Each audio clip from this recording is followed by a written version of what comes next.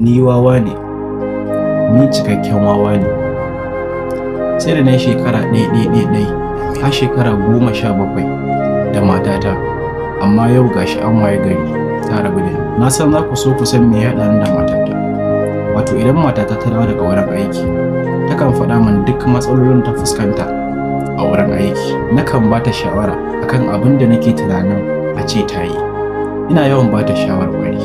Nakan ce mata dole ba sai kin tsaya kin fuskanci ƙalubale da matsalolin da ke fuskanta a wurin aiki. Dan ba a rabuwa da matsala a rayuwa. Zai fi idan kika je kika samu mutanen da kuke samun matsala da su domin ku samu ku tattauna don ku samu maslaha. In Allah ya yarda kuwa, washe gari idan ta dawo daga aiki sai ta zo min da wannan matsalar take zuwa min da ita a baya. Nakan tambaye ta, kin yi amfani da shawarwarin da na baki a baya? Sai ta girgiza kai ta ce min a'a. Sai ni kuma na ƙara maimaita mata abubuwan da na faɗa mata a baya. Ina yawan faɗa mata wannan hanya ce kaɗai wadda za ki bi ki magance matsalolin da ke fuskanta. Amma idan ta dawo daga aiki washe gari sai ta ƙara zuwa min da dai wannan matsalar da take fuskanta.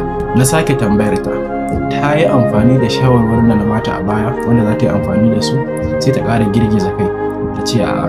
Bayan wasu kwanaki sai na fusata.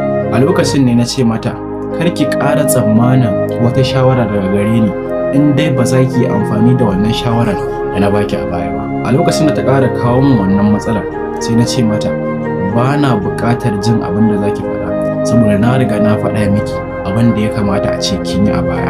Idan baki shirya sauraron shawarata ba, ba na son ki faɗa min matsalar ki. Wato yawancin mu maza mun horar da kanmu wurin analyzing ɗin matsala sannan mu nemi mafita. Mun manta da cewa shi zaman aure soyayya ne ba wai kwangila ba ko kuma wata matsalar da za mu nemo mata mafita. Nakan kaɗa kaina na tafi wurin aiki na, sai daga baya na fahimci cewa matata ba shawara take nema ba a lokacin da take kawo min matsalolin take fuskanta a wurin aikinta. Tausayawa ta take bukata, so take na saurare ta sannan na tattara hankalina da natsuwata na bata.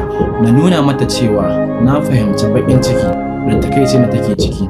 So take na nuna mata ina ƙaunarta kuma zan kasance da ita a cikin kowane hali da ta tsinci kanta. Ba shawara ta take bukata ba, ita kawai so take na fahimce ta, amma ni ban taɓa ƙoƙarin fahimtar ta ba. Na shagaltu wurin bata shawara, kai cona amma gashi yanzu ta rabu da ni. A lokacin na makance, sai yanzu na san ban mata adalci ba. Wannan yana ɗaya daga cikin matsalolin da ma'aurata suke fuskanta. Wasu lokutan matan ku ba shawara suke bukata ba, soyayya, tausayawa, kulawa, sannan ku dage wurin sauraron su. Matan ku suke bukata ba wai shawara ba. Da fatan ka ɗauki darasi a wannan bidiyon. Ku kasance masu bibiyata don samun irin wannan bidiyon. Allah ya sa mu dace.